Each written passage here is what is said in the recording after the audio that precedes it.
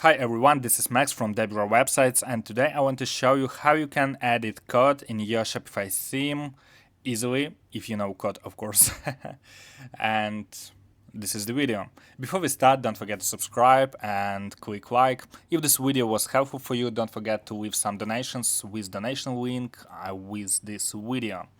Okay, so you should go to the Shopify dashboard to edit your code, of course. Click Online Store and click Themes. If you don't see Online Store right here, you should click Sales Channels and click Online Store here. After that, you should see your themes, which you use. Click on three dots and click Edit Code. Before you edit code, please duplicate your theme to have a backup for your theme. If you will break something, you will have the backup. So we click Edit Code. It redirects us to the Shopify code editor, where you can write whatever you want, edit edits you want, and do everything you want. Okay, so from the left tab, you can select the file you want to edit, and just edit, and click Save.